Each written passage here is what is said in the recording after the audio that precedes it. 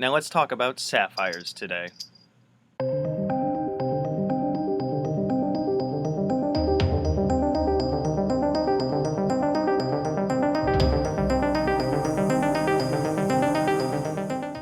Did you guys catch the cat in the background in the intro? She ran off. Anyway, so we're going to talk about sapphires because it's one of the precious stones along with emeralds and rubies and diamonds. And if you want to see the videos on rubies and emeralds that I already did, you can check the playlist, right? So, let's see. Got to switch back over to my notes and go for sapphires. Where did I put you? Yep. So sapphires are the pretty blue ones, right? It's the birthstone for September. It's associated with Virgo, Libra, and Sagittarius, and the planet Saturn. Yeah, there's the cat mewing right over there. I don't know if you guys heard that. It's associated with the water element. Go figure, it's blue. It's known as the Wisdom Stone. That's why it's the spiritual stone of wisdom in The Legend of Zelda.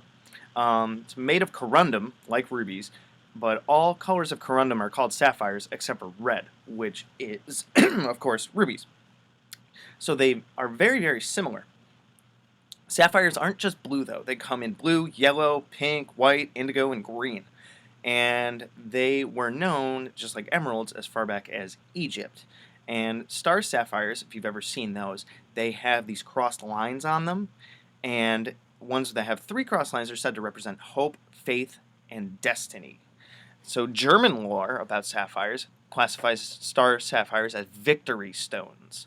So anyone that had a star sapphire was more likely to be victorious at whatever they did, probably battles, stuff like that. You know, folklore and all that jazz.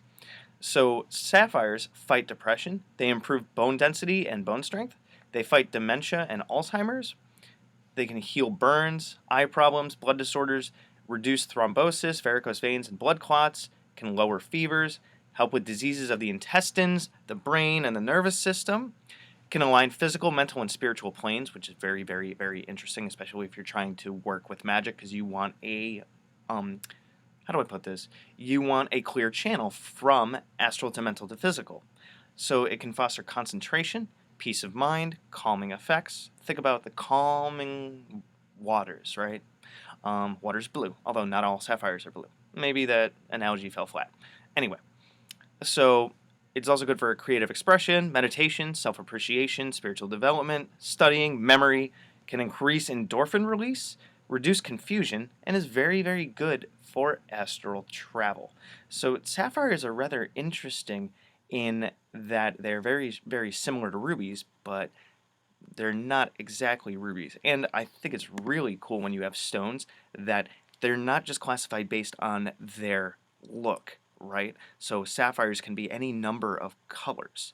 And that, because I've always associated with sapphires with blue, probably thanks to The Legend of Zelda.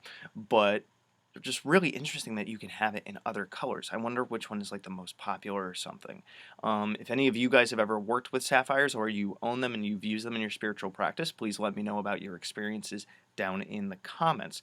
If you want me to do any other quick research on some stones for future videos that I haven't done, check the playlist first to see if I did it. But you can request other stones and then I will get right on researching those because I love learning from you guys and I love sharing what I learn when I do the research and stuff for these videos. So if you want to check out any of my other videos on the Simon Necronomicon, Tulpamancy, General Magic, or if you want to engage in conversation with me because I do magic for hire, let me know in an email. You can find my email down below. You can also connect with me on Facebook, with my Facebook group, and consider supporting me on Patreon if you like all the work that I do here.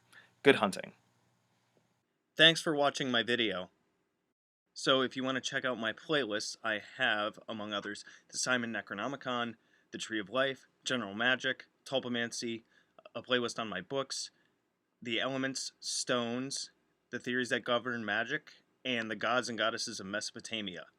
If you want to check out my books on Amazon, I have Creating Consciousness, Magical Mechanics, Magical Theater, Handy Sigil Magic, Magical Movement, which is an update and expansion upon Handy Sigil Magic, Magical Mastery, which is a combination masterwork of Magical Theater and Magical Mechanics, and the Guide to the Spheres and Beyond.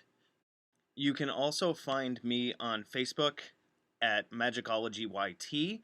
You can email me at priestofthenecro@gmail.com, and you can even check out my Instagram, which is Magickology.